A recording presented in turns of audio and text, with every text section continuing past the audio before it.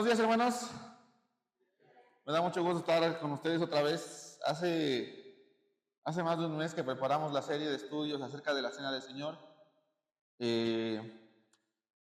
Y es edificante pensar que es necesario cada cierto tiempo retomar otra vez los estudios, porque a veces se nos olvidan las cosas y confirmamos realmente lo que la Escritura dice, ¿no? Ciertamente el hombre es olvidadizo. Yo quisiera que tratáramos de hablar de algo muy particular. Vamos a hablar hoy, el tema de hoy es el nuevo pacto. Es algo que cuando oramos en la Cena del Señor normalmente no lo consideramos, pero también es parte de lo que Jesús hizo al mismo tiempo cuando entregó su sangre, cuando entregó su cuerpo, ¿verdad? Durante la obra de redención también el mismo Jesús señaló, de hecho, en los 3 evangelios que hablan acerca de la institución de la Cena del Señor, que son, bueno, Mateo, Marcos y Lucas tienen el mismo texto, ¿no? Dice que Jesús tomó la copa y pronunció, dijo, esta es la sangre del nuevo pacto. Específicamente en Mateo dice que es derramada para remisión de los pecados. Esto yo ya lo había comentado en otras ocasiones, la palabra remisión, ¿verdad? Entonces, sí sabemos qué significa, ¿verdad? Estaba pensando que la palabra es clara, pero parecida a redención, pero no es lo mismo. Redención con D es aquel que compraba la propiedad o algo de algún familiar para que regresara a los bienes familiares, ¿sí? Y se daba mucho en la antigüedad, ¿por qué? Porque a veces, existía la esclavitud, ¿no? Entonces alguien caía en desgracia, entonces, ¿qué hacía? Se vendía él mismo para pagar una deuda o algo, ¿no? Entonces, la palabra redención tenía que ver con que un familiar cercano tenía que comprar a las personas cercanas que habían caído en desgracia, en esclavitud, o sus propiedades, de tal forma que las propiedades no salieran de la familia. Es algo interesante, ¿no? Bueno, eso es en sí redención, pero aquí la palabra no es redención, aquí la palabra es, en Mateo 26, 28, la palabra es remisión, ¿verdad? Remisión. Entonces, es interesante porque se parece, pero no es lo mismo, ¿verdad? Y esta palabra yo siempre uso la ilustración, no sé qué tan correcta sea, pero a mí me ha servido mucho, ¿no? Ahora ya no se envían tantas cartas como antes, pues ya todo es electrónico, ¿no? Pero ciertamente sí tiene mucho que ver, ¿no? Redención significa remitir, como el remitente, que es el que... ¿Qué función hace el remitente? ¿No escribieron cartas en la primaria? ¿Por qué se llama así ese nombre? ¿Qué significará? Él es el que envía, ¿verdad? Él es el que envía la carta. Entonces, literalmente, cuando Jesús habla de su sangre, del nuevo pacto, que es para la remisión de los pecados, es precisamente porque es como si trasladara los pecados. Los pecados de la humanidad, los pecados del hombre son enviados a el juicio a ser cargados sobre Cristo. Es algo interesante, ¿no? Claro que Jesús nunca fue culpable de esos pecados, él llevó el juicio sobre él y pagó por ellos, pero él nunca cometió pecado, ¿verdad? Es algo también hermoso, ¿no? Bien, entonces, la palabra que nos resuena y que es el tema del día de hoy es precisamente el nuevo pacto, ¿no? Si ustedes están de acuerdo, no es algo que mencionemos mucho cuando venimos a hacer las oraciones para la Cena del Señor, ¿estarán de acuerdo o no? No decimos gracias por el nuevo pacto, ¿sí? Normalmente no, ¿verdad? Y quiero pensar que a veces se debe al desconocimiento, ¿no? Porque no somos tan estudiosos, no estamos tan llegados a estudiar en estas palabras, ¿no? Bueno, entonces habría que definir, ¿no? Primero, pues la primera palabra nuevo, ¿qué nos indica? Que necesariamente había otro anterior, ¿no? ¿Sí o no? O me compro mis zapatos nuevos porque los que tenía yo ya se me gastaron, ¿no? normalmente está asociada a la palabra a cierta lógica que hay que seguir, ¿no? Entonces, si es un nuevo pacto, es porque antes había otro pacto, ¿verdad? Ahora, cuando pensamos en la palabra pacto, ¿en qué pensamos? ¿Un qué? Como un acuerdo, ¿no? Es un acuerdo, se dice que unas personas pactaron, ¿no? Pactaron ciertas cosas, ¿no? Quiere decir que se pusieron de acuerdo, ¿verdad? En realizar, en hacer, se comprometieron, ¿no? En hacer algo. Entonces, queremos entender también que puede ser una promesa, ¿no? Entonces, realmente es lo que significa. Nuevo pacto es la nueva promesa. Bueno, nuestra Biblia realmente se divide en dos, ¿no? Y hay quien dice que es porque en el Antiguo Testamento prevalecía otro pacto y en el Nuevo Testamento es otro pacto, ¿no? Pero déjenme decirles que, pues yo creo que hasta no es tan correcto, ¿no? Porque los estudiosos dicen que al menos hay 7 pactos de Dios, ¿no? Entonces, si somos estrictos y dividimos la Biblia por pactos, no solo debería haber 2, ¿verdad? ¿Cuántos debería haber? O si 7 divisiones, ¿no? Pero realmente no, realmente lo que la escritura trata de señalar es que ciertamente el orden ha cambiado, ¿no? El orden ha cambiado y por eso se le llama, bueno, para nosotros es el Nuevo Testamento, ¿no? Es lo que conocemos como el Nuevo Pacto. Bien, entonces ya dijimos solamente la excepción del libro del Evangelio de Juan. En el Evangelio de Juan no se nombran las palabras acerca del pan y del vino, ¿verdad? Que es la sangre que representa la sangre de Cristo, ¿verdad? En realidad lo que hay en ese pasaje, si ustedes van a sus casas y los leen con calma, habla acerca de cuando Jesús lavó los pies de los discípulos y también revela quién lo iba a traicionar, Judas, ¿no?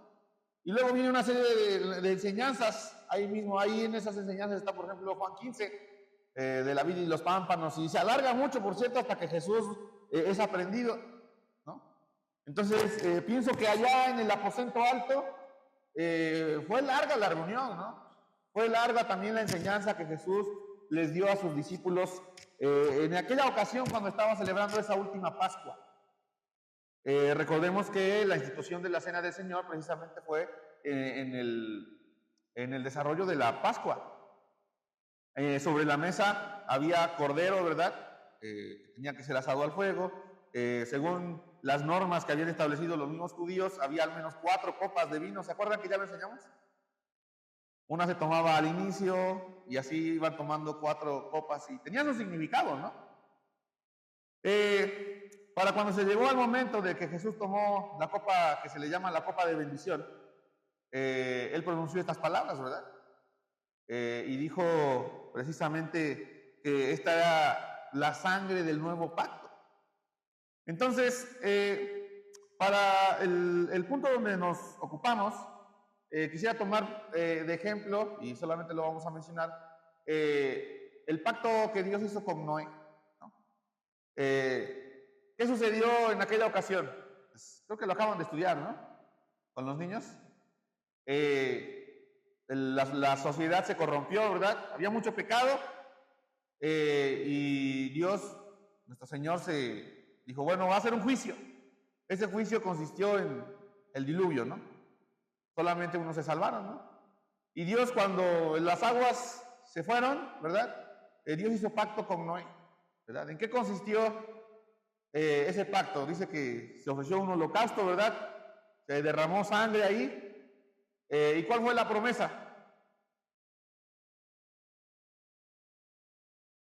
Que no iba a haber otra vez otro juicio similar, ¿verdad? No iba a haber otra condenación igual para el hombre. Y también hubo una señal. ¿Cuál fue la señal? El arco iris, ¿verdad? Entonces, si ustedes se dan cuenta, ya hay algunos elementos que podemos pensar que tienen la mayoría de los pactos, ¿sí? Necesariamente está involucrado en una parte Dios, en otra parte el hombre. Hay otro elemento que es la sangre y una señal de ese pacto, ¿sí? También otro pacto es cuando Dios llama a Abraham. Abraham era gentil. Bueno, todos eran gentiles en esa época porque todavía no existía el pueblo de Israel. Apenas estaba siendo formado. Entonces Dios llama a Abraham, le dice, sal de Ur de los Caldeos al lugar donde yo te diré. Y dice que Abraham creyó y le fue contado por justicia.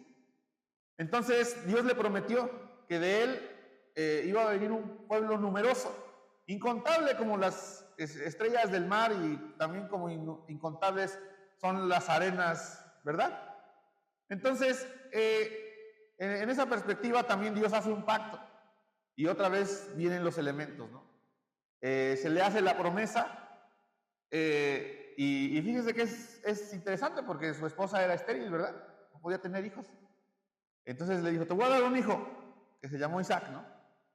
Cuando Dios se lo pide, confirma el pacto. Dice, como no me negaste a tu hijo, yo te voy a cumplir la promesa de que te voy a dar una nación grande, de ti va a salir una nación grande, y en ti serán benditas todas las familias de la tierra, ¿verdad? Entonces el pacto tiene se extiende, ¿verdad? El beneficio de ese pacto que Dios hace con Abraham se extiende a todas las familias de la tierra, ¿verdad? Y hay una señal. ¿Alguien sabe cuál es la señal?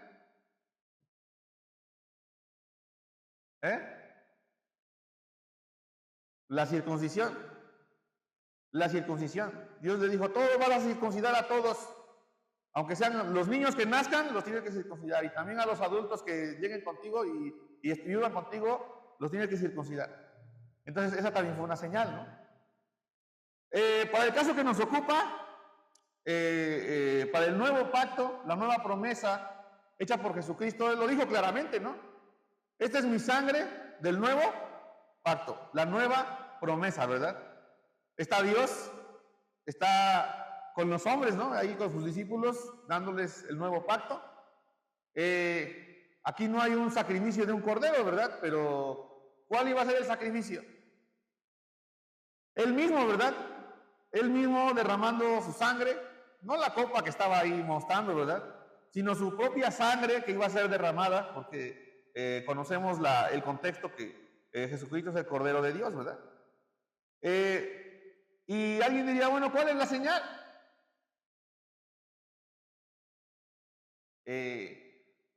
No es muy claro, algunos dicen que es el Espíritu Santo, que ahora está en los creyentes, ¿no?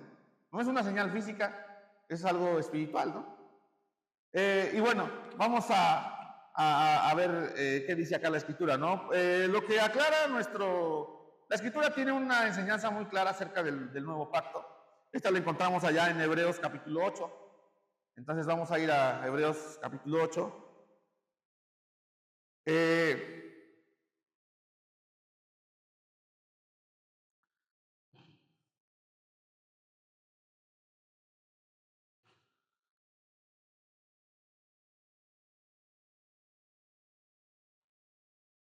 Entonces, vamos a comenzar a leer a partir desde el 5 para que aclaremos algo, ¿no?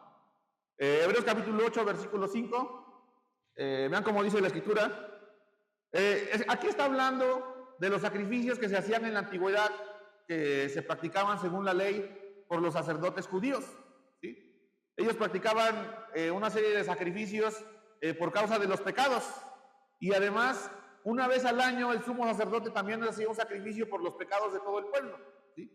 Cada uno lo hacía en lo individual y una vez al año el sumo sacerdote lo hacía por todo el pueblo.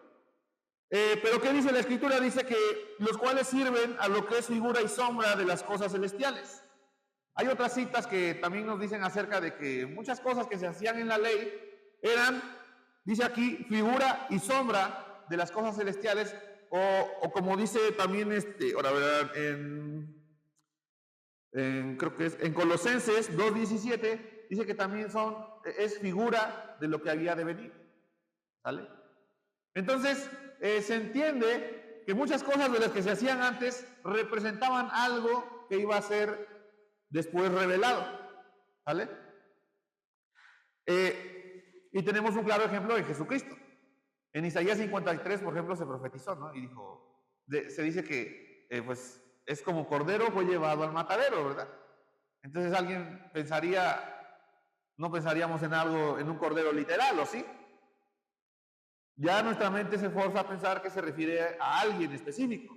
Cuando vino Cristo, se declaró específicamente que Él era el Cordero. Juan el Bautista dijo, Él es el Cordero de Dios que quita el pecado del mundo, ¿verdad? Cuando fue a ser bautizado, lo declaró abiertamente y muchas personas lo entendieron.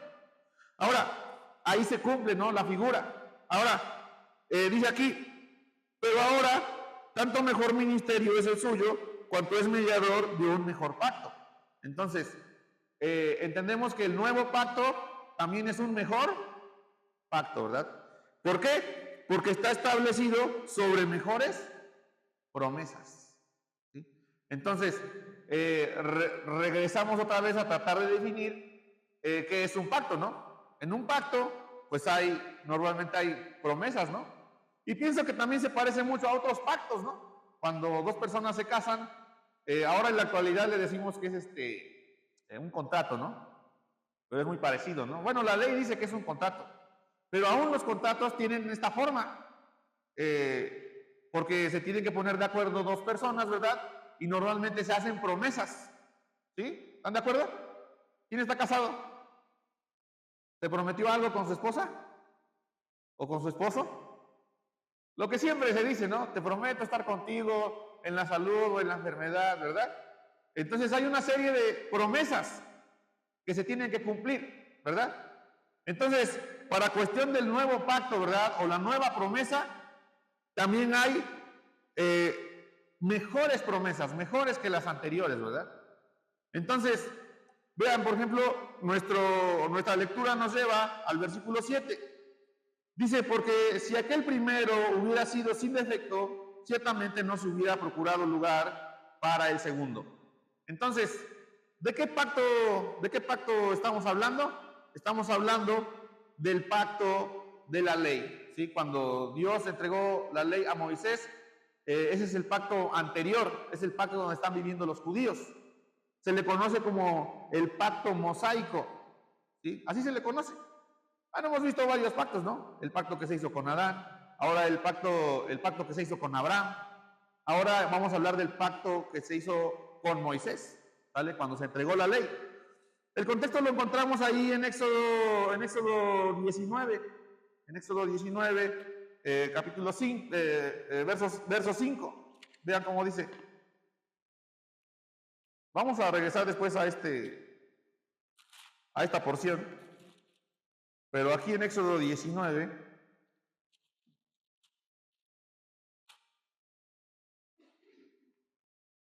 si alguien tiene una Biblia referenciada, seguramente ahí va a decir acerca este es el pacto, se le dice que es el quinto pacto, es el pacto de la ley. A partir del verso 5 dice en qué consistió. 19:5 dice, ahora pues, si dieres oído mi voz y guardares mi pacto, vosotros seréis mi especial tesoro sobre todos los pueblos, porque mía es toda la tierra. Ciertamente, los que de entre... Y vosotros me seréis un reino de sacerdotes y de gente santa. Estas son las palabras que dirás a los hijos de Israel. Entonces vino Moisés y llamó a los ancianos del pueblo y expuso en presencia de ellos todas estas palabras que Jehová le había mandado. Y todo el pueblo respondió a una y dijeron, todo lo que Jehová ha dicho haremos. Y Moisés refirió a Jehová las palabras del pueblo. Entonces ya están las dos personas que hacen el pacto, ¿no? Jehová prometiendo y el pueblo aceptando, ¿verdad?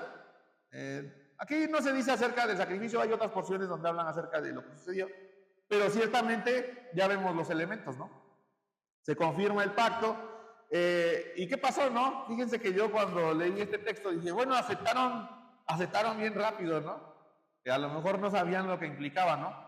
Porque ustedes saben qué pasó con este pacto, saben qué pasó con Israel. ¿Cumplió el pacto? ¿Cumplió lo que dijo de que todo lo que Jehová ha dicho haremos? ¿Lo cumplió o no? ¿Verdad que no? Siempre hubo ese problema, ¿verdad? A donde iban, protestaban, ¿verdad? Hacían todo lo contrario. Entonces, yo pienso en los pactos o en los contratos actuales, ¿no? Si alguien no cumple su parte del contrato, ¿la otra persona está obligada a cumplirlo? No se piensen, ¿no? Si tú compras una casa y firmas el contrato, pero la persona te dice, ¿sabes qué? Ya la vendí a otro que ya me pagó más rápido. ¿Cómo estará eso? ¿Estás obligado a seguir dando las mensualidades? Pues no, ¿verdad? Porque una parte ya no cumplió. Ahorita vamos a ver qué dice acá, ¿no? Vean. Entonces, ese es el pacto del que se está hablando ahorita. Es el pacto que estaba vigente cuando Jesús instituyó el nuevo pacto. ¿Sale? Dice, porque si aquel primero hubiera sido sin defecto, está hablando de ese pacto de la ley. Dice, ciertamente no hubiese procurado lugar para el segundo. Esto es el pacto de Jesús, el nuevo pacto. Dice, porque respondiendo les dice, he aquí vienen días, dice el Señor, en que estableceré con la casa de Israel y la casa de Judá un nuevo pacto. Entonces, esta sección, también muchas Biblias que tienen ustedes viene referenciado, porque esta es una profecía que se toma de Jeremías 31 hasta el 34.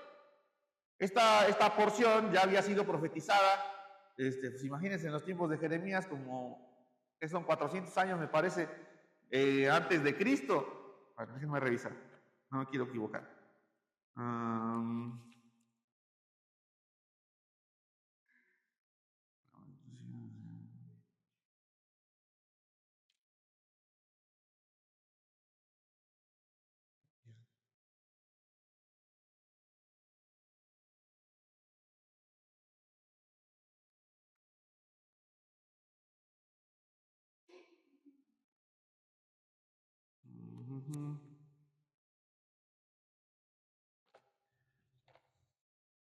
Entonces, Jeremías dijimos, ¿verdad?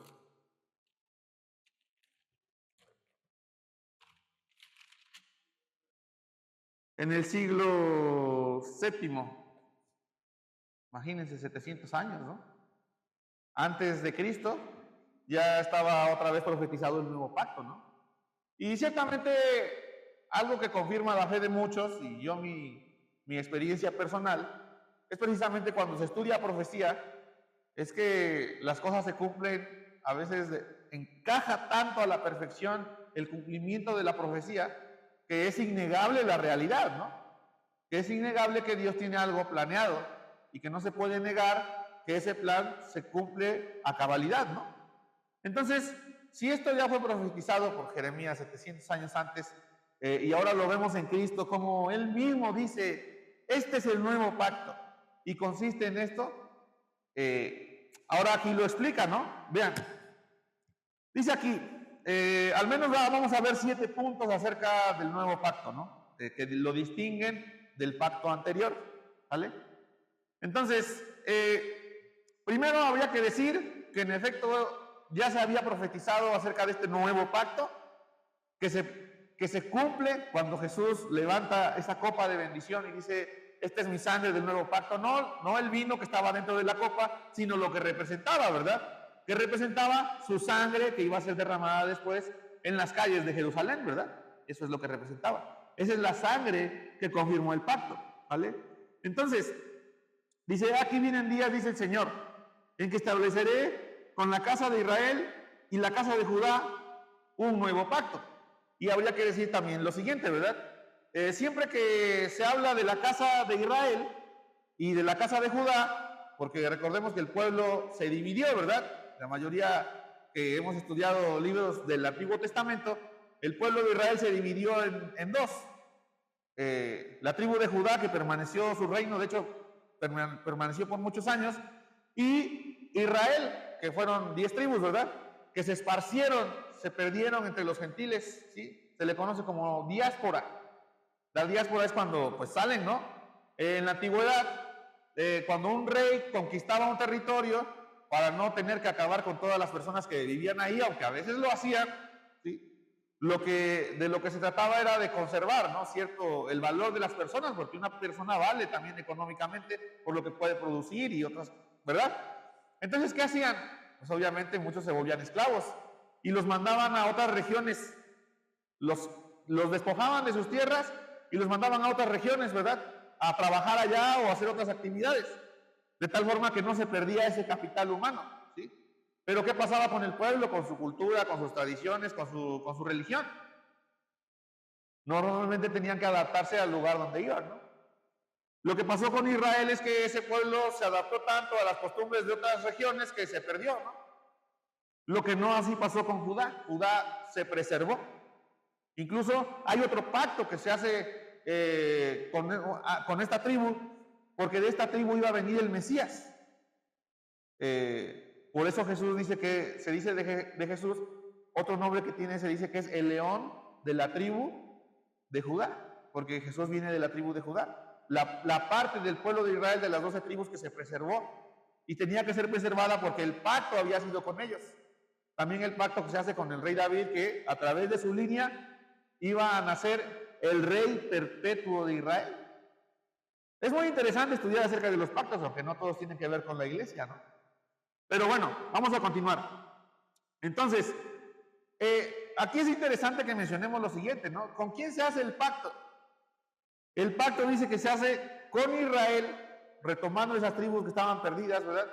Y con Judá, la tribu, la parte de eran 2 tribus que se preservó, ¿no? Que se preservó. Entonces, alguien preguntó y dijo, bueno, aquí la iglesia, ¿dónde entra, no? ¿El nuevo pacto se hace con la iglesia? ¿Ustedes qué creen? ¿Ya había iglesia cuando Jesús dijo, esta es mi sangre del nuevo pacto? ¿Ya había o no había? A ver. ¿Cuándo se dice que la época de la iglesia inicia específicamente en un punto histórico? En el día de Pentecostés, pero ahí Jesús ya había sido resucitado, incluso ya había ascendido al cielo, porque la instrucción fue, no se vayan hasta que yo envíe, ¿verdad? Va a venir un poder de lo alto. Tengo que investirlos también de poder a ustedes. Pero para ese entonces estamos en Hechos 2. Ya Jesús ya no estaba, porque Jesús en Hechos 1 fue cuando ascendió al cielo, donde dice que había un varón, unos ángeles que dijeron, este mismo Jesús que ustedes habéis visto subir al cielo, así mismo descenderá. Pero ahí todavía no había iglesia como tal. El Espíritu Santo aún no venía sobre los creyentes. Sí había creyentes, pero el Espíritu Santo y la época de la iglesia todavía no empezaba. Esa empezó hasta Hechos 2, cuando en el día de Pentecostés vino el Espíritu Santo y se volvió el sello de todos los creyentes. La señal, ¿verdad? Está interesante, ¿no? Bien, entonces, el pacto se hace otra vez con Israel y con la con Judá, ¿no? Ahí está el pacto, ¿no? Ahora, ¿cómo es que la iglesia entra acá? Estaba pensando que en realidad la iglesia se beneficia a través del pacto de Abraham, porque también cuando Abraham fue llamado, Israel tampoco existía, sino que él era un gentil que fue llamado, ¿están de acuerdo? De hecho, él era caldeo de aquellos regiones, ¿qué será ahora que hay ahí? Pues está como Irak, ¿no? Muy al norte. De ahí fue llamado y fue hasta Egipto. Y por la tierra que pasó, esa tierra se le prometió, que ahí iba a vivir su pueblo, ¿no? Bien, entonces, eso se dice acá. Dice que también, bueno, ya dijimos, este pacto fue planeado por Dios, ¿sale? Primer punto, el pacto fue planeado por Dios. Esto ya nos da garantía de cumplimiento, porque Dios lo que Él promete, ciertamente Él lo va a cumplir, ¿verdad? Ahora, dice que el verso 9 dice, no como el pacto que hice con sus padres. Entonces, no es una renovación del pacto, ¿verdad? Porque a veces, cuando alguien no cumple el pacto o la promesa, llaman a las partes, ¿no? Y dicen, oye, es que no se está cumpliendo aquí lo que quedamos, ¿no? ¿Qué vamos a hacer para solucionarlo, no? ¿Qué hacen? Vamos a poner nuevas cláusulas, ¿no? Para ver si ahora sí ya se cumple. Pero este pacto, este nuevo pacto no tiene nada que ver con eso, ¿verdad? Sino que es totalmente nuevo y diferente. Nuevo y diferente. Dice, no como el pacto que hice con sus padres el día que los tomé de la mano para sacarlos de la tierra de Egipto, porque ellos no permanecieron en mi pacto, ¿sí? Entonces, ¿qué pasó? Y yo me desentendí de ellos, dice el Señor, ¿no? Entonces, la obligación se terminó y también el pacto pues perdió validez, ¿verdad? De tal forma que dice entonces mejor un nuevo pacto, ¿vale? Dijimos, punto 4, había condicionantes, ¿no? Ya dijimos que si una persona no cumplía con sus promesas, necesariamente no, la otra parte no estaba obligada a cumplirla, ¿verdad? Pero, ¿qué pensamos ahora del nuevo pacto? ¿Será que Dios, nuestro Señor, deje de cumplir la promesa? Tiene una característica especial, ¿no? Que una vez sellado el pacto, una vez hecha la promesa de perdón de pecados, de remisión de pecados por parte de Jesús, claro que tienes que creer, ¿no? Esa ya no cambia, porque ya no depende del hombre, porque una vez hecho una sola vez, tiene efectos eternos, ¿están de acuerdo? Tanto que nosotros, cuando creemos aquí 2000 años después, nos remitimos nuestra fe a 2000 y tantos años, ¿no? Allá en Jerusalén, allá fue la promesa, ¿no? Entonces, no estamos pensando en, hoy aquí cuando nos reunimos y vemos los elementos, solamente nos recuerdan, no es que esté pasando en este momento, ¿verdad? Eso ya lo hemos explicado, sino que nos remitimos otra vez nuestra idea, nuestra mente, allá hace 2000 años, ¿no? Más de 2000 años, donde fue hecha la promesa, donde la sangre fue derramada realmente, donde Jesús entregó su cuerpo y donde la promesa se confirmó derramando la sangre, ¿vale?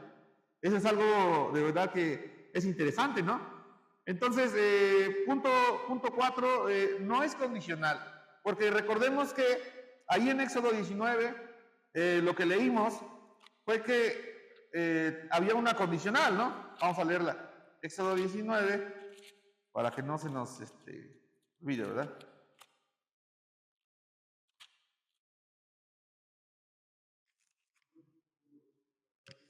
Sí, la obediencia, ¿no?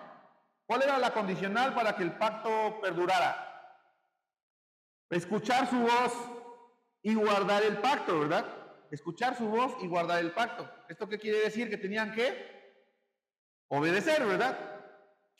Para los días de hoy nosotros, hermanos, si tú tienes fe y creíste y ya eres salvo, ¿verdad? Que hemos dicho, pues ya hemos enseñado que la salvación no se pierde, porque una vez que Jesucristo toma la oveja, ¿verdad? ¿Alguien la puede arrebatar de su mano? No, ¿verdad? ¿Y si pecas, pierdes la salvación? Entonces, ¿cuál es la condicional? Porque vamos a caer en pecado, ¿no? Bueno, como hombres, ¿no? Procuramos la santidad, pero eso no quiere decir que no pequemos, ¿no? ¿Ofendemos a Dios cuando pecamos? Sí. Lo cual nos indica que eso no depende de nosotros, ese pacto, ¿están de acuerdo? No hay condición. La única condición es tener fe. Y aún la fe, dice que también el Espíritu Santo nos las da. El Espíritu Santo hace la obra en nosotros. Ahí está en Romanos donde dice que el Espíritu Santo lo primero que hace es convencernos de pecado, de justicia y de juicio.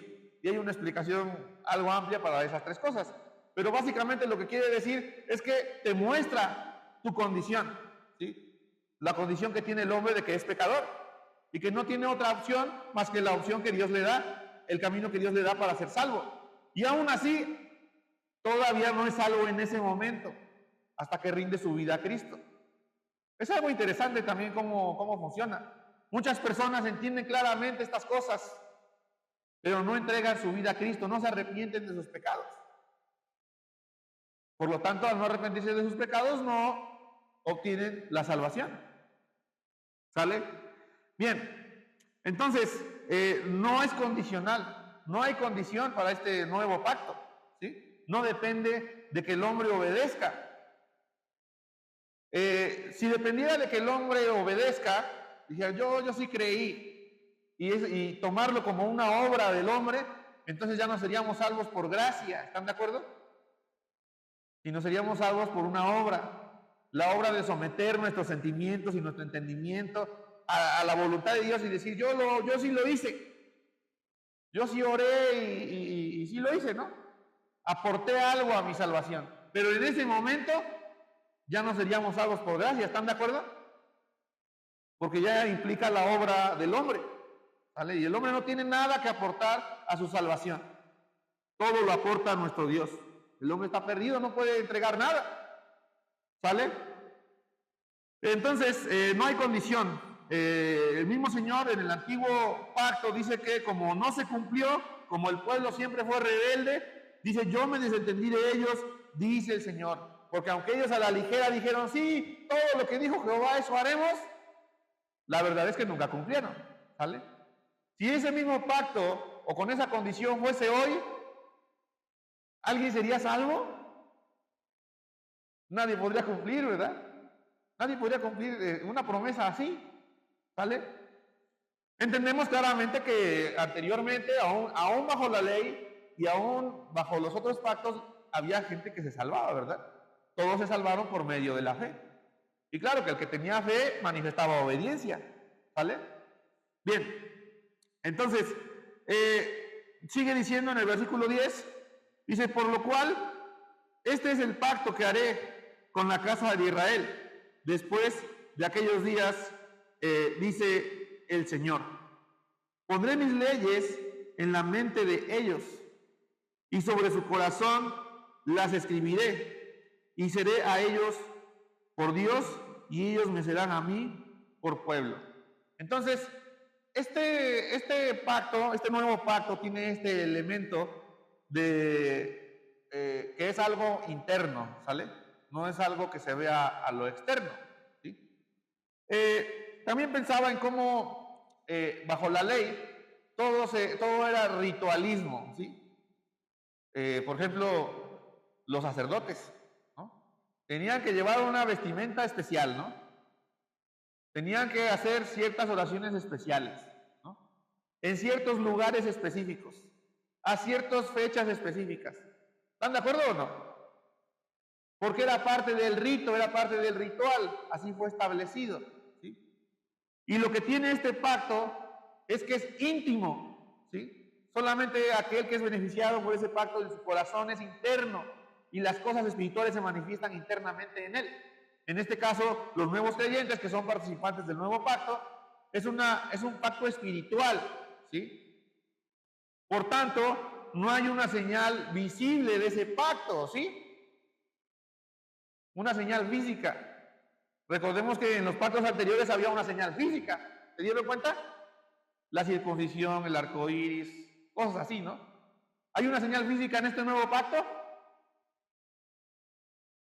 ¿Algo que puedas ver físicamente? El Espíritu, bueno, algunos dicen que es el Espíritu Santo. Yo creo que sí encaja, pero no lo puedes ver físicamente, ¿o sí? No, se manifiesta a través de su conducta, de lo que habla, de lo que dice, ¿verdad? La misma escritura dice algo acerca del Espíritu Santo, dice que es como el viento, ¿no? Si una persona incluso también cuando nace de nuevo, no se dice así, porque la obra de hacer nacer de nuevo a una persona la hace el Espíritu Santo, ¿sí? Entonces dice que es como el viento, ¿no? ¿Cómo sabes que hay viento? ¿Cómo? Se siente, ¿no? Es un efecto, ¿no? Porque se movió la rama, porque se movió la cortina, pero no lo ves, ¿verdad? No es una señal, no hay una señal física que puedas ver con los ojos, sino que es su manifestación lo que ves, ¿vale? Bien, es algo interno, es algo íntimo, es personal, ¿sí? Mientras que antes era todo el pueblo, ¿verdad? Dice que todo el pueblo dijo, sí, Señor, te obedeceremos. Pues ahora es individual, ¿verdad? Tú quieres obedecer a Dios, tú tienes fe en Dios, tú realmente crees en Dios, pues manifiéstalo tú en lo individual, ¿sí? Así es. Entonces, de tal forma que la ley de Dios va a estar en tu corazón. ¿Cómo va a ser eso, no? ¿Para qué era la ley? Bueno, la ley era para recordarte, bueno, en el caso del pacto antiguo, todo lo que Dios le desagradaba, todo estaba estipulado en la ley, ¿no?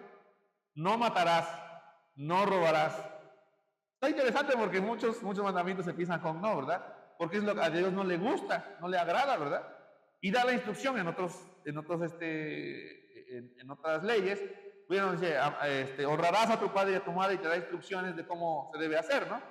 Ahora, el hecho de que ya no esté afuera, en un papel, ¿no? En unas piedras ahí, porque dice que la primera ley Dios se la dio a Moisés en piedras, ¿no? Ya no es externa, ahora es interna, ¿verdad? Porque aquí lo que dice es que pondré mis leyes en la mente de ellos. Todo el tiempo van a estar presentes. ¿Cómo se hace esto? ¿Cómo es que el pueblo de Israel nunca pudo lograrlo, aunque las tenía físicamente? Está interesante, ¿no? Dice acá, y sobre ellos, sobre su corazón las escribiré. Es interesante porque el nuevo pacto te impulsa a la obediencia por gratitud, ¿sí? De tal forma que tú sabes lo que a Dios le agrada y por eso lo haces, por gratitud. Pero no por una obediencia rigorista, ¿verdad? De que a Dios no le gusta esto y va a haber un castigo. Realmente no es así. Porque tú sabes que tu salvación está garantizada de parte de Dios. ¿Ah? Bien. Entonces, ese es el punto número 5, que es interno y que es personal. Bueno, para apoyar más el punto de que es personal, dice el versículo 11, y ninguno enseñará a su prójimo, ni ninguno a su hermano, diciendo, conoce al Señor, porque todos me conocerán.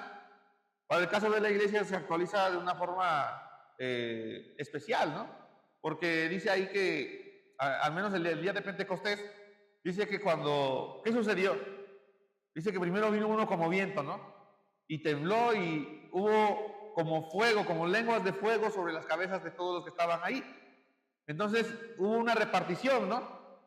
¿Se dice que alguien no manifestó? ¿O se dice que todos los que estaban presentes empezaron a hablar en lenguas y a hacer cosas?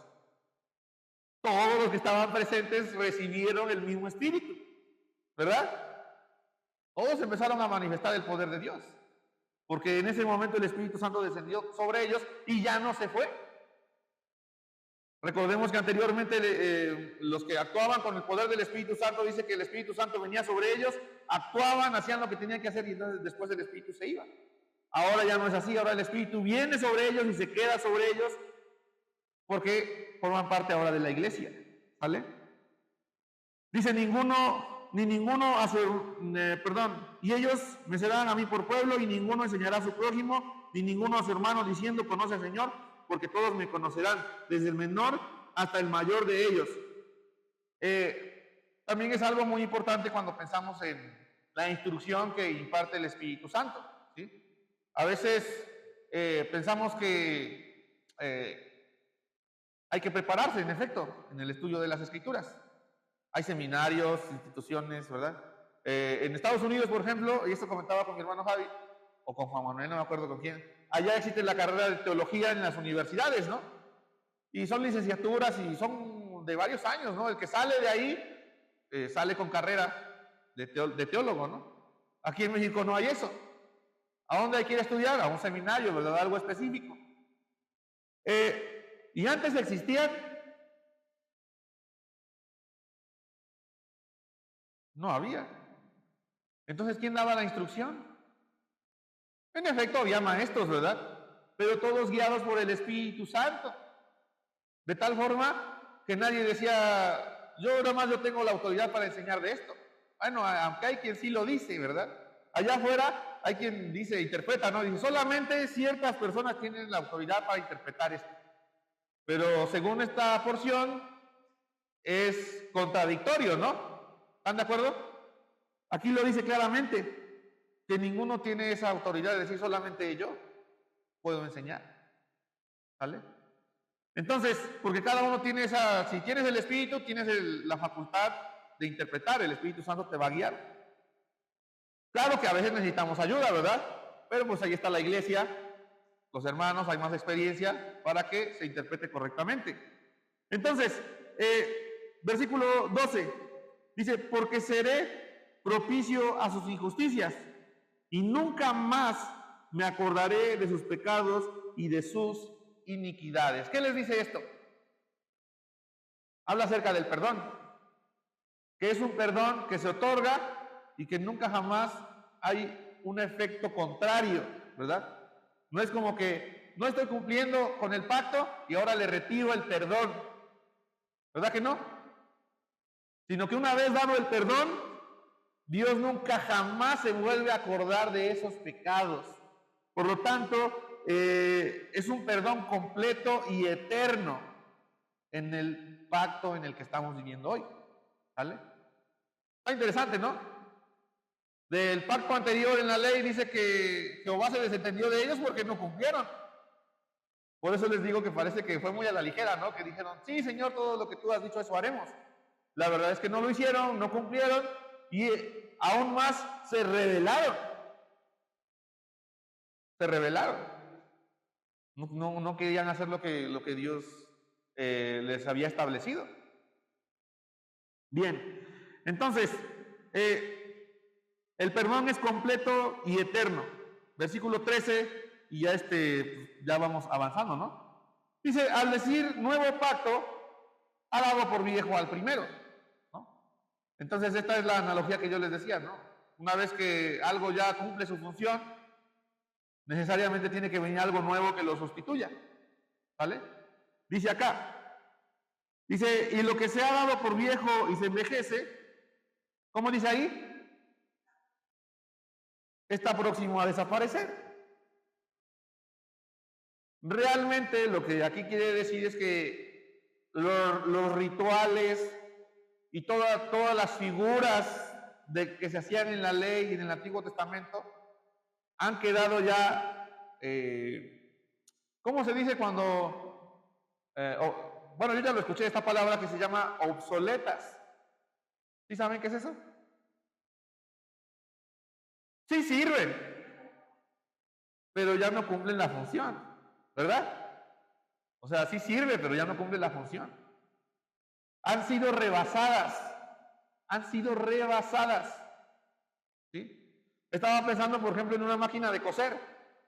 ¿Alguien pensaría en trabajar ahorita con la producción que hay, ¿verdad? Intensiva, con una máquina de coser de hace 100 años? ¿Saben cuánto va a tardar? ¿Va a ser eficiente? ¿O no, verdad? O las mamás han cocinado en el anafe. ¿Sí o no? Y ya decimos que ya es un avance, pero antes se cocinaba en leña. Había unos así que tienen su nombre, no sé cómo, que ponen unas piedras así, ponen 3 piedras y le echan fuego ahí. ¿Alguien pensaría que ya tiene una estufa de esas eléctricas nuevas con todo chido? ¿Alguien pensaría en regresarse allá a cocinar en el palito? Pero con el ritmo de la vida,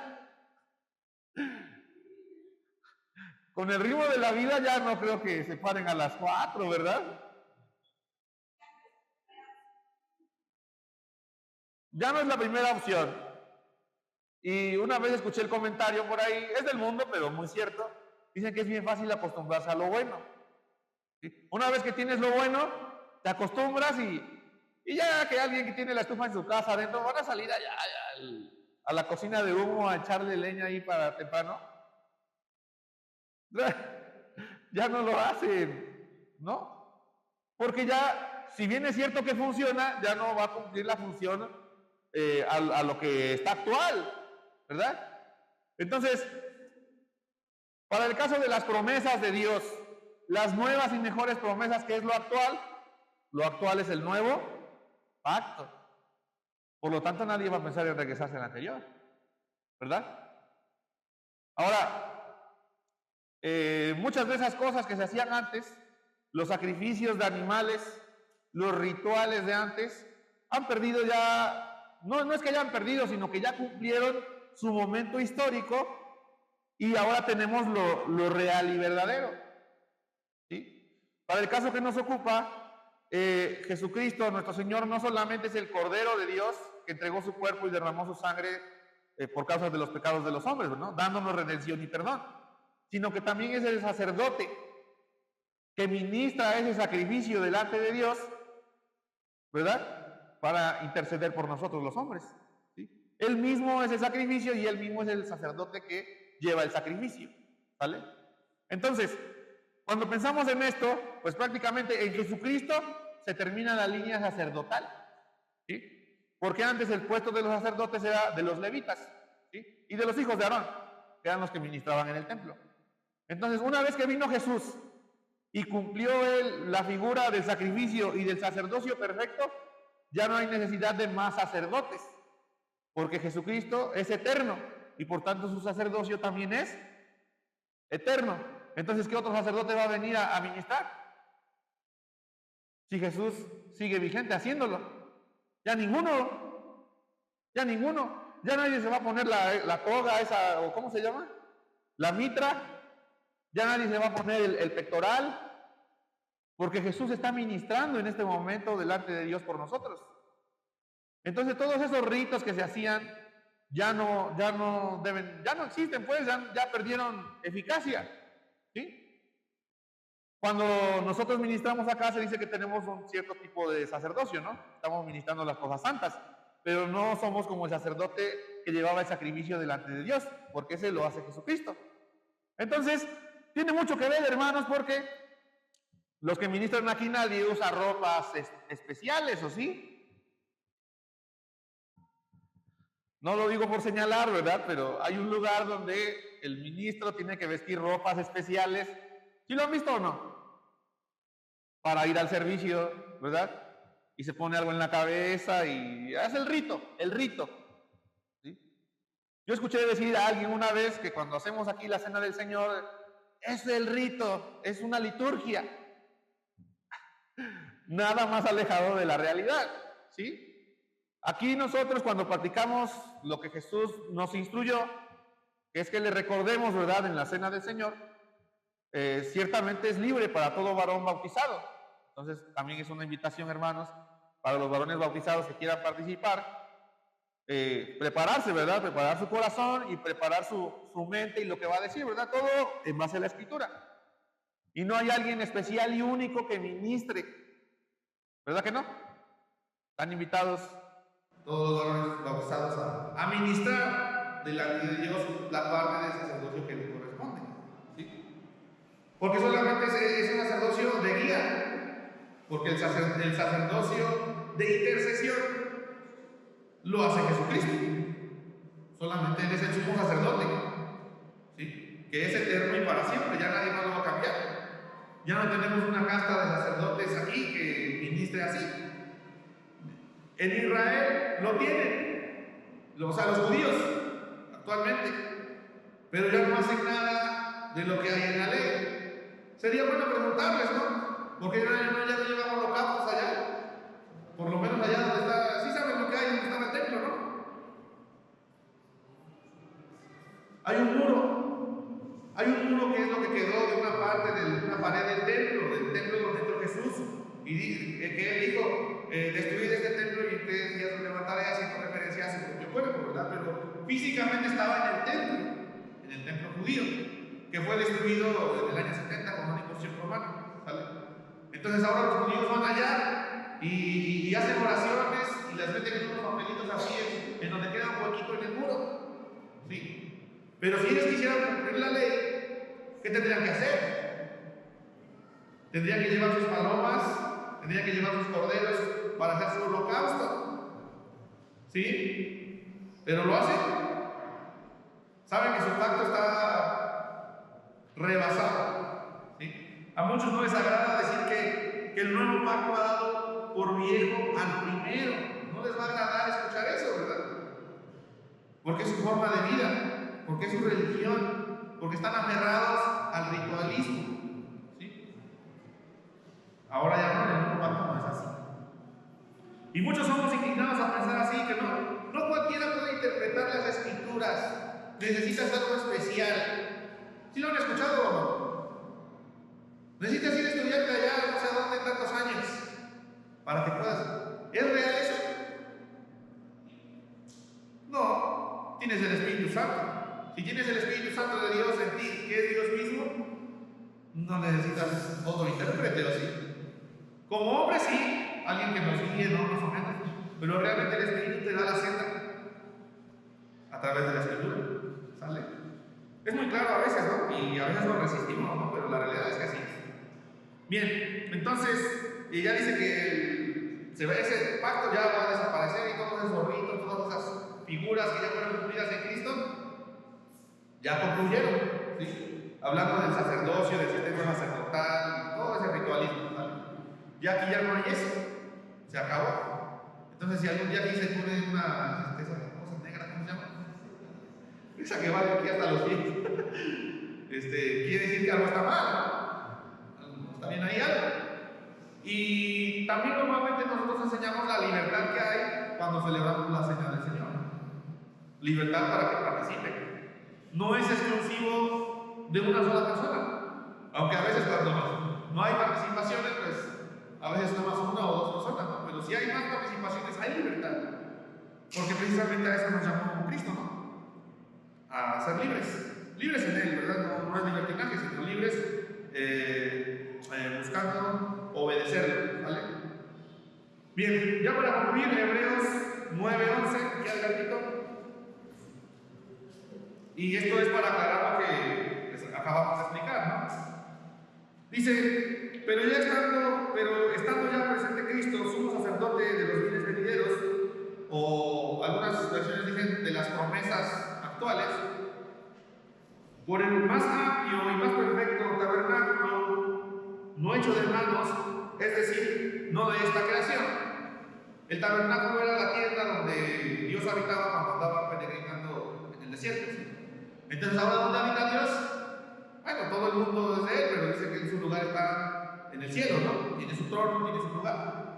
Dice que ese no está hecho de manos, no está hecho por manos, es decir, no de esta creación.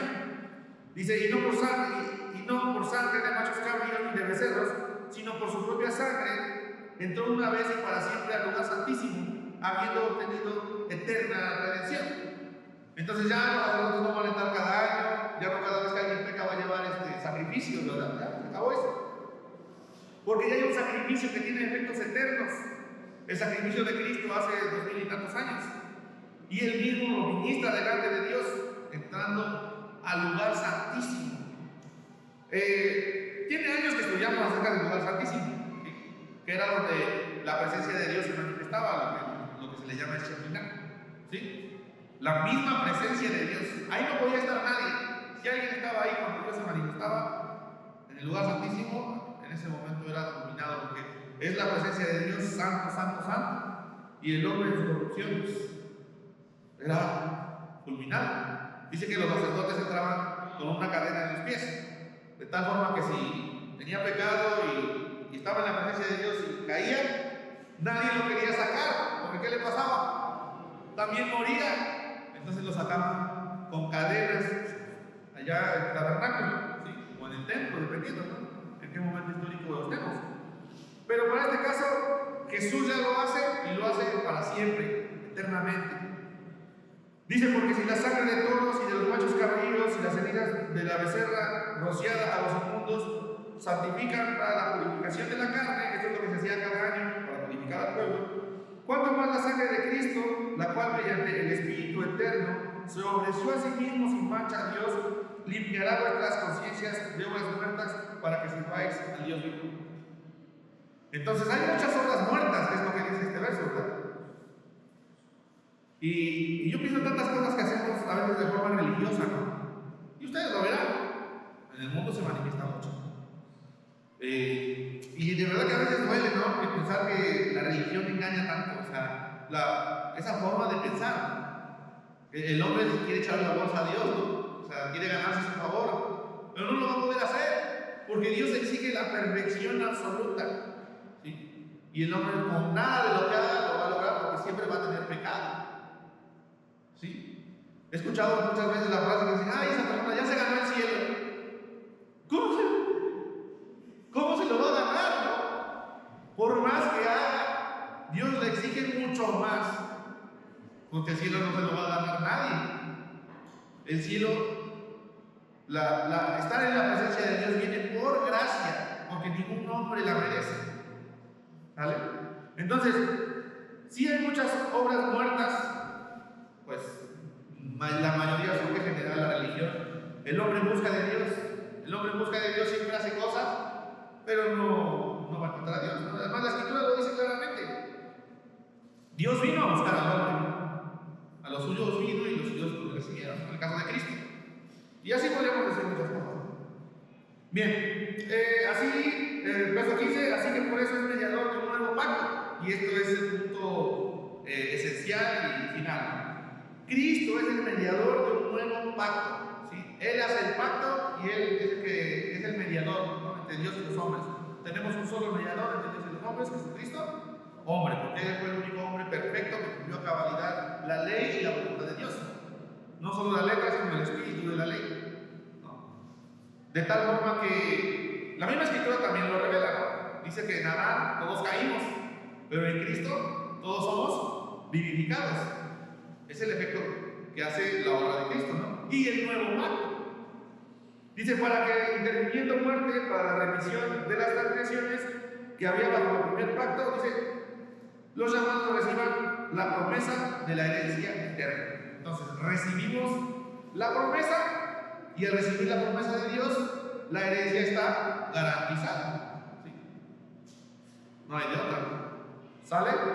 Miren, yo sé que algunos han de tener dudas porque es un tema amplio, pero espero que no sean tan fuertes que les causen una intriga así fuerte, ¿no? Y aún así, si la tienen, pues pueden preguntar, ¿no? Claro que abajo, porque aquí ya terminó el tiempo. Que el Señor nos bendiga a todos.